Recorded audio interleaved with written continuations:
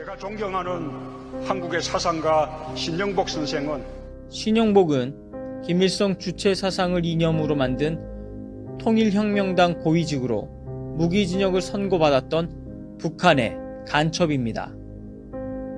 대한민국을 전복하려 했던 통역당 사건의 주범 신영복을 존경한다는 대통령.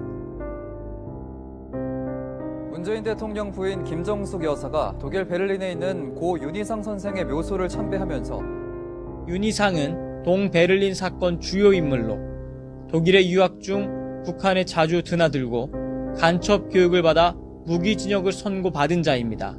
실제 북한에선 윤희상을 애국자라고 표현합니다. 윤희상의 아내 이수자 씨가 북한의 김일성에게 보낸 편지의 내용입니다. 수령님, 수령님, 위대하신 수령님.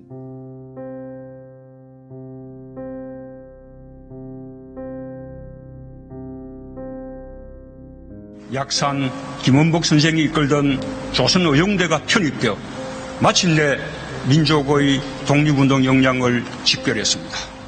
경남 밀양 출신 약산 김원봉은 해방 이후 혼란기인 1948년 북한으로 건너가 김일성과 함께합니다. 조선인민공화당 김원봉 씨는 양국 군대 동시 철퇴를 고려하였습니다.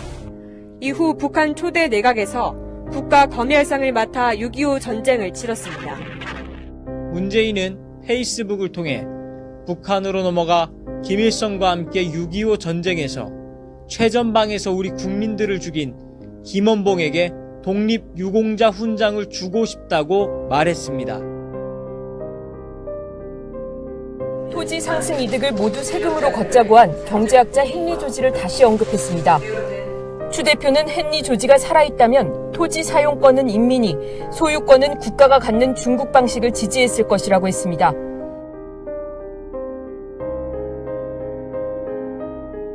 문재인 대통령이 고강도 추가 부동산 대책을 예고한 지 하루 만에 청와대 수석이 부동산 매매 허가제를 거론했습니다. 비상식적으로 폭등하는 지역에 대해서는 부동산 매매 허가제를 둬야 된다라는 이런 주장에 우리 정부는 귀를 기울여야 한다고 생각합니다. 주택 매매 허가제라고 하는 건 말 그대로 주택을 사고 팔 때 정부의 허가를 받는 것입니다. 사유재산제의 정면으로 위배되는 발상이죠. 현 정부 부동산 정책의 속내를 숨기지 않았습니다. 대통령의 말 한마디에 청와대 핵심 참모들이 이렇게 논란이 될 만한 발언을 쏟아내자 청와대가 개인 견해일 뿐이라며 허둥지둥 진화에 나섰습니다.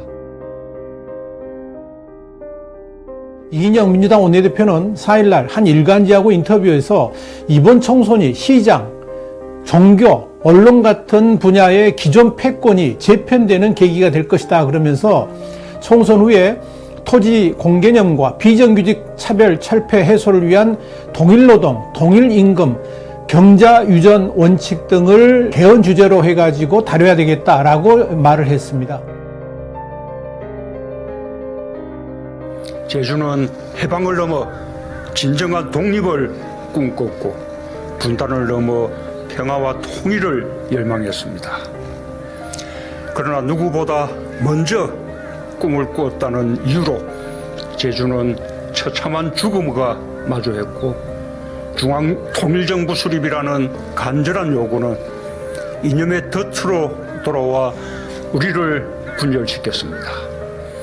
우리가 지금도 평화와 통일을 꿈꾸고 화해하고 통합하고자 한다면 문재인이 말하는 먼저 꿈꾸었던 자들은 대한민국 정부 수립을 반대하는 남도당, 즉 북한의 조선인민공화국을 세우려 했던 자들을 말합니다. 여러분들은 이러한 사실들을 알고 있었습니까? 대한민국은 지금 북한으로 편입되려는 움직임을 보이고 있습니다. 4월 15일 자유 대한민국을 지킬 수 있는 마지막 기회입니다.